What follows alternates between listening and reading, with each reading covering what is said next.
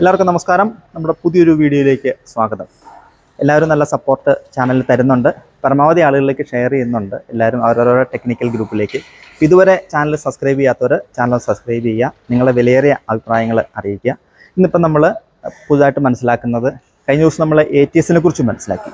ATS auto transfer switch അല്ലെങ്കിൽ automatic change over വെച്ചിട്ട് എങ്ങനെയാണ് ഒരു പാനൽ ബോർഡ് പ്രവർത്തിക്കുന്നത്, അതിൻ്റെ ഇൻസ്റ്റലേഷൻസ്, പാനൽ ബോർഡിൻ്റെ ഉള്ളിലെ ഇൻസ്റ്റലേഷൻസ്, സ്വിച്ചുകളുടെയൊക്കെ ഇൻസ്റ്റലേഷൻ എങ്ങനെയാണ്, എന്തൊക്കെ ക്രൈറ്റീരിയാസ് ആണ് അതിൻ്റെ അകത്ത് പാലിച്ചിരിക്കുന്നത് എന്നുള്ളത് നമുക്ക് മനസ്സിലാക്കാം. നമ്മുടെ ചാനലിലൂടെ കൂടുതലും നമ്മൾ ഉദ്ദേശിക്കുന്നത് പുതുതായിട്ട് വരുന്ന പാനൽ ബോർഡിൻ്റെ ഡിസൈന്, അതുപോലെ ഇലക്ട്രിക്കൽ കോൺട്രാക്റ്റിംഗ് മേഖലയിൽ ഇൻഡസ്ട്രിയൽ കൊമേഴ്ഷ്യൽ ആയിട്ടുള്ള ഇലക്ട്രിക്കൽ ഇൻസ്റ്റലേഷൻസ്, അതിനകത്ത് വരുന്ന ഓരോ തരത്തിലും എർത്തിങ്ങിനെ കുറിച്ച്, അതുപോലെ കേബിള് എങ്ങനെയാണ് എടുക്കേണ്ടത്, അതുപോലെ അതിൻ്റെ അകത്ത് വരുന്ന ഓരോ എക്യുപ്മെൻറ്റ്സുകൾ, നമ്മൾ ഉപയോഗിക്കുന്ന ഇലക്ട്രിക്കൽ ആക്സസറീസ് ഏതൊക്കെയാണ്, പാനൽ ബോർഡിൽ ഉപയോഗിക്കുന്ന ആക്സസറീസ് ഏതൊക്കെയാണ്, പാനൽ ബോർഡിൽ വരുന്ന ഓരോ ആക്സസറീസിനെ കുറിച്ചും വരും വീഡിയോയിൽ വരുന്നുണ്ട്. അപ്പോൾ ഇത് കൃത്യമായിട്ട് മനസ്സിലാക്കി കഴിഞ്ഞാൽ ഈ വീഡിയോ കാണുന്ന നിങ്ങൾക്ക് ഓരോരുത്തർക്കും അതിൻ്റെ സർവീസുമായിട്ട് ബന്ധപ്പെട്ട് നമുക്കൊരു പരിചയമുണ്ടാവും. നമ്മൾ ആദ്യമായിട്ടൊരു കാര്യം കാണുമ്പോൾ നമുക്ക് ചിലപ്പോൾ അതെങ്ങനെയാണ് പ്രവർത്തിക്കുന്നത് എന്നുള്ള ഒരു കൺഫ്യൂഷൻ ഉണ്ടാവും. ആ കൺഫ്യൂഷൻ ഒഴിവാക്കി നിങ്ങൾക്ക് സർവീസിങ്ങിൽ ഒരു എമർജൻസി സർവീസ് വന്നു കഴിഞ്ഞാൽ അത് കൃത്യമായിട്ട് സർവീസ് ചെയ്ത് കൊടുക്കാനായിട്ട് സാധിക്കും. അപ്പോൾ പാനൽ ബോർഡ്, അതിനകത്ത് ഉപയോഗിച്ചിരിക്കുന്ന ഇൻസുലേറ്റേഴ്സ്, ഏതൊക്കെ ടൈപ്പുള്ള ഇൻസുലേറ്റേഴ്സാണ് ഉപയോഗിച്ചിരിക്കുന്നത് തുടങ്ങിയ കാര്യങ്ങളൊക്കെ നമുക്ക് മനസ്സിലാക്കാനായിട്ട് സാധിക്കും. അപ്പോൾ പരമാവധി നിങ്ങളുടെ ടെക്നിക്കൽ ഗ്രൂപ്പിലേക്ക് എല്ലാവർക്കും ഇതിൻ്റെ ഒരു നോളജ് കിട്ടട്ടെ. കൃത്യമായ രീതിയിൽ സർവീസ് ചെയ്യുന്നതിനും സുരക്ഷിതമായിട്ട് ഓപ്പറേറ്റ് ചെയ്യുന്നതിനൊക്കെ നമ്മുടെ ഈ വീഡിയോ നിങ്ങളെ ഹെൽപ്പ് ചെയ്യും. അതുപോലെ തന്നെ നിങ്ങൾക്ക് ടെക്നിക്കൽ നിങ്ങളുടെ സംശയങ്ങൾ നേരിട്ട് ചോദിക്കാനുള്ള ഒരു അവസരം നമ്മൾ ഈ ചാനലിലൂടെ ഒരുക്കുകയാണ്. നമ്മൾ ഈ ഡിസ്ക്രിപ്ഷൻ്റെ താഴെ ഒരു വാട്സപ്പ് ഗ്രൂപ്പിൻ്റെ ലിങ്ക് കൊടുത്തിട്ടുണ്ട്. ആ ഗ്രൂപ്പിലേക്ക് നിങ്ങൾക്ക് ജോയിൻ ചെയ്ത് കഴിഞ്ഞാൽ ആ ഗ്രൂപ്പിലൂടെ നിങ്ങൾക്ക് ചോദിക്കേണ്ട കാര്യങ്ങൾ, നിങ്ങൾക്ക് സംശയമുള്ള കാര്യങ്ങൾ, അതായത് പാനൽ ബോർഡുമായിട്ട് ബന്ധപ്പെട്ട കാര്യങ്ങൾ, ഇലക്ട്രിക്കൽ കോൺട്രാക്റ്റിങ്ങിൽ ഇൻഡസ്ട്രിയൽ കൊമേഴ്ഷ്യലായിട്ട് ബന്ധപ്പെട്ട സംശയങ്ങൾ, ഇവയൊക്കെ ചോദിക്കാനുള്ള ഒരു അവസരം ഉണ്ടാവും. അത് കൃത്യമായിട്ട് നിങ്ങളുടെ സംശയങ്ങൾ ചോദിച്ചതിന് ശേഷമായിരിക്കും അതിന് മറുപടി തരുന്നത്. അപ്പോൾ നിങ്ങൾക്ക് ഇൻട്രസ്റ്റ് ആണെങ്കിൽ നിങ്ങൾ താഴെ ഡിസ്ക്രിപ്ഷനിൽ കൊടുത്തിരിക്കുന്ന ലിങ്ക് വഴി ഗ്രൂപ്പിലേക്ക് ജോയിൻ ചെയ്യാം. നമുക്കിപ്പോൾ നമ്മൾ പുതുതായിട്ട് ATS വെച്ച് മാനുഫാക്ചർ ചെയ്തിരിക്കുന്ന പാനൽ ബോർഡിനെ കുറിച്ച് മനസ്സിലാക്കാം. ഇപ്പോൾ ATS ഓട്ടോ ട്രാൻസ്ഫർ സ്വിച്ച് നമ്മൾ കഴിഞ്ഞ വീഡിയോ കാണാത്തവരൊന്ന് ആ ATSനെ കുറിച്ച് മാത്രമായിട്ടുള്ള വീഡിയോ ഒന്ന് കാണണം.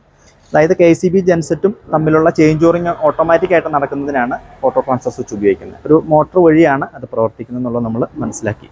അപ്പോൾ അതിൻ്റെ ഇപ്പോൾ ജനറേഷൻ 1 ആണ്. ജനറേഷൻ 2നെ കുറിച്ചുള്ള വിവരങ്ങളൊക്കെ പറഞ്ഞിട്ടുണ്ടായിരുന്നു. ഇപ്പോൾ ജനറേഷൻ 2 ലോഞ്ച് ചെയ്യുന്നപ്പോൾ അതിൻ്റെ വീഡിയോയും ചെയ്യാം. ഇവിടെ നമ്മൾ മീറ്ററിംഗ് സൈഡിലേക്ക് വരുവാണെങ്കിൽ ഇൻഡിക്കേറ്റർ ഉണ്ട്, മൾട്ടി ഫംഗ്ഷൻ മീറ്റർ ഉണ്ട്, ELR ഉണ്ട്.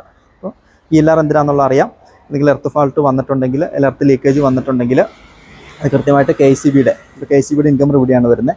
KCBയുടെ ഇൻകമർ കൃത്യമായിട്ട് അത് ഒരു CBCT വഴി സെൻസ് ചെയ്തിട്ട് ഷണ്ട് കോയിൽ വഴിയാണ് NCCB ട്രിപ്പ് ചെയ്യിക്കുന്നത്. ഈ ഒരു സൈഡിലാണ് ജെൻസെറ്റിൻ്റെ ഇൻകമർ വരുന്നത്.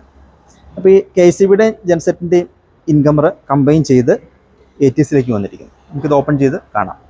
ATS ത്രൂ ബസ് ബാറിലേക്ക് വന്നിരിക്കുന്നു.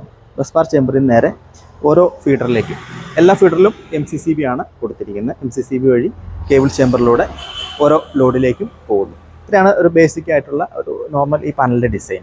അതായത് KCBക്കും ജെൻസെറ്റിനും 2 ഇൻകമർ, രണ്ടും നമുക്ക് സെപ്പറേറ്റ് ഓൺ ഓഫ് ചെയ്യാം. അതിനുശേഷം ATSന് ശേഷം ബസ് ബാറിന് ശേഷം ഔട്ട് ഗോയിങ്ങിൽ പോകുന്നു. KCBയുടെ കണക്ഷൻ മീറ്റർ ബോക്സ് ഉണ്ടാവും.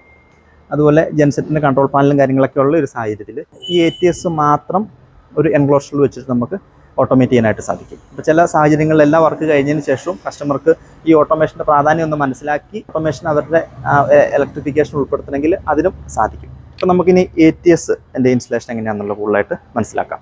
ഈ ഒരു പൊസിഷനിലാണ് ATS വരുന്നത്. കാരണം 2 ചേമ്പർ സെപ്പറേറ്റ് KCBക്കും ജെൻസെറ്റിൻ്റെ ഇൻകമറിന് കൊടുത്തിരിക്കുന്നു. അപ്പോൾ KCBയുടെയും ജെൻസെറ്റിൻ്റെയും ഇൻകമറിൽ നിന്ന് ബസ് ബാർ ത്രൂ ആണ് നമ്മൾ ATSയിലേക്ക് കണക്ഷൻ കൊടുത്തിരിക്കുന്നത്. ശരിക്കും ബസ് ബാർ ത്രൂ കണക്ഷൻ കൊടുക്കുന്നതിന് കാരണം ഈ ഫ്ലെക്സിബിൾ കണക്ഷൻ ഇടുമ്പോൾ അത് ചിലപ്പോൾ ലോഡ് കൂടുമ്പോൾ ഫെയിലാകുന്നതിന് സാധ്യതയുണ്ട്, ഫ്ലെക്സിബിൾ കോപ്പർ ഉപയോഗിച്ചിട്ടുണ്ടെങ്കിൽ. അപ്പോൾ നമ്മൾ കൂടുതലും പരമാവധി പാനൽ ബോർഡിൻ്റെ ഉള്ളിൽ റിജിഡ് കണക്ഷനാണ് ഉപയോഗിക്കുന്നത്. അതായത് KCBയുടെ ജെൻസെറ്റിൻ്റെ ബസ് ബാർ അതിൻ്റെ കൃത്യമായ റേറ്റിങ്ങിൽ KCB എന്ന് പറഞ്ഞാൽ 1 എന്നുള്ള പൊസിഷനാണ്. 1 എന്നുള്ള പൊസിഷനിൽ കയറിയിരിക്കുന്നു. 2 എന്നുള്ള പൊസിഷനിൽ ജെൻസെറ്റും കയറിയിരിക്കുന്നു.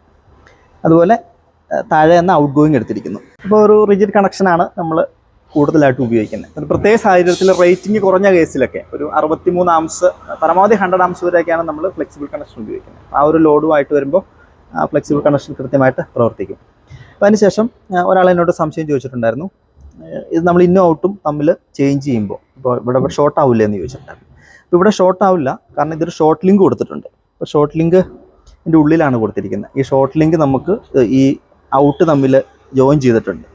അപ്പോൾ ഈ ഷോർട്ട് ലിങ്ക് നമുക്ക് ഊരി മാറ്റാൻ പറ്റും. അപ്പോൾ നമ്മൾ ഇന്ന ഔട്ട് മാറ്റുന്ന സാഹചര്യത്തിൽ ഈ ഷോർട്ട് ലിങ്ക് അഴിച്ച് തിരിച്ചിട്ടതിന് ശേഷമായിരിക്കും ഇവിടെ ഇൻകമിങ് കൊടുക്കുന്നത്.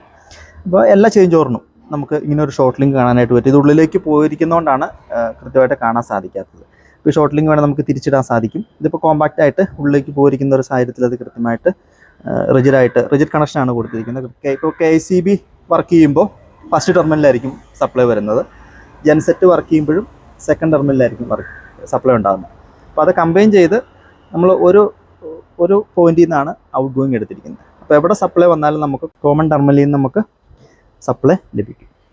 അതുപോലെ നമ്മൾ നേരെ ബസ് ബാർ ചേമ്പറിലേക്ക് വരുവാണെങ്കിൽ കൃത്യമായിട്ട് ബസ് ബാർ സപ്പോർട്ട് ഉപയോഗിച്ചിട്ടുണ്ട്. ഇത് SMC എന്ന് പറഞ്ഞ മെറ്റീരിയലാണ് ഈ ബസ് ബാർ സപ്പോർട്ട് ഉപയോഗിക്കുന്നത്. അതുപോലെ ബസ് ബാറിൽ നമ്മൾ കൃത്യമായി കണക്ഷൻ എടുത്തതിന് ശേഷം സ്ലീവ് ഉപയോഗിച്ചിട്ടുണ്ട്. RYB ന്യൂട്രൽ സ്ലീവ് ഉപയോഗിച്ചിട്ടുണ്ട്.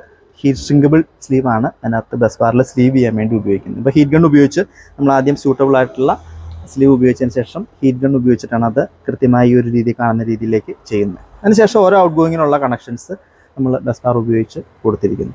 അപ്പോൾ നമ്മൾ ഈ ബസ് ബാർ ചേമ്പറിലേക്ക് നോക്കുമ്പോൾ നിങ്ങൾ ഈ ഒരു പൊസിഷന് കാണുമ്പോൾ തന്നെ ഏതാണ്ട് ഒരു ബേസിക് ഐഡിയ ഈ ഒരു സ്പെക്കിൽ വരുന്ന എല്ലാ പാനലിൻ്റെയും ബസ് ബാർ ചേമ്പറും അതിൻ്റെ കണക്ഷൻസും ഇങ്ങനെയായിരിക്കും വരുന്നത്. ഇപ്പോൾ നമ്മൾ ഏതെങ്കിലും ഒരു മെയിൻ്റനൻസിന് വിളിക്കുകയാണെന്നുണ്ടെങ്കിൽ എന്ത് ചെയ്യാൻ പറ്റും? നമുക്ക് ഈ കാര്യങ്ങൾ മനസ്സിലാക്കിയിട്ടുണ്ടെങ്കിൽ നമുക്ക് ഈ ബസ് ബാർ ചേമ്പർ ഓപ്പൺ ചെയ്ത് നോക്കിക്കഴിഞ്ഞാൽ നമുക്ക് ഈ ഒരു ഇവിടെ ഏതെങ്കിലും കണക്ഷൻസ് ലൂസ് കോൺടാക്റ്റ് ഉണ്ടോ, ഏതെങ്കിലും റീചെക്ക് ചെയ്യേണ്ടതെന്നുള്ളതൊക്കെ നമുക്ക് മനസ്സിലാക്കാനായിട്ട് സാധിക്കും. ഈ ഒരു പാനലിനെ സംബന്ധിച്ച്, അതായത് ATS ഓട്ടോ ട്രാൻസ്ഫർ സ്വിച്ച് വരുന്ന കേസിൽ ഈ ഒരു മെത്തേഡിലാണ് ഇതിൻ്റെ ഒരു മാനുഫാക്ചറിങ് വരുന്നത്. അതുപോലെ ചില കേസിൽ മാറ്റം വരുന്നത് കേബിൾ ചേമ്പർ ബോട്ടത്തിലാണെങ്കിൽ ഇതിൻ്റെ ഡിസൈൻ മാറും. അപ്പോൾ നമ്മൾ ആദ്യം തന്നെ അത് മനസ്സിലാക്കിയതിന് ശേഷമാണ് ഓരോ പാനലും ഡിസൈൻ ചെയ്യുന്നത്.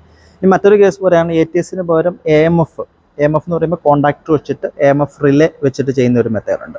അത് നമുക്ക് അടുത്തൊരു വീഡിയോയിൽ പരിചയപ്പെടാം. ATS വരുമ്പോൾ കുറച്ച് താരതമ്യേന കോസ്റ്റ് കുറവാണ്, നമുക്ക് മാനുവലി ഓപ്പറേറ്റ് ചെയ്യാനും സാധിക്കും.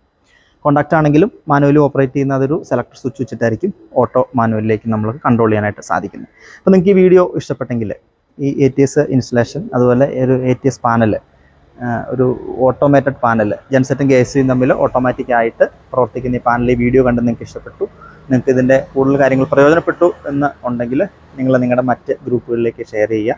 ഇതുവരെ നിങ്ങൾ സബ്സ്ക്രൈബ് ചെയ്തിട്ടില്ലെങ്കിൽ സബ്സ്ക്രൈബ് ചെയ്യുക. അതുപോലെ തന്നെ ഞാൻ ആദ്യം പറഞ്ഞ കാര്യം, നിങ്ങൾക്ക് ഈ സംശയങ്ങൾ നേരിട്ട് ചോദിക്കാനുള്ള ഒരു അവസരം നമ്മൾ ഒരുക്കുകയാണ്. നമ്മുടെ ഡിസ്ക്രിപ്ഷനിൽ വാട്സപ്പ് ഗ്രൂപ്പിൻ്റെ ലിങ്ക് കൊടുത്തിട്ടുണ്ട്. അതുവഴി നിങ്ങൾക്ക് ജോയിൻ ചെയ്യാം. നിങ്ങളുടെ സംശയങ്ങൾ നിങ്ങൾക്ക് ഗ്രൂപ്പിൽ ചോദിക്കാം. അപ്പോൾ ഗ്രൂപ്പിൽ ചോദിച്ചു കഴിഞ്ഞാൽ നമ്മൾ സ്റ്റഡി ചെയ്തതിന് ശേഷം അതിൻ്റെ ആൻസർ നിങ്ങൾക്ക് ലഭിക്കുന്നതായിരിക്കും. അപ്പോൾ എല്ലാവർക്കും നന്ദി. നമുക്ക് വീണ്ടും മറ്റൊരു വീഡിയോയിൽ കാണാം.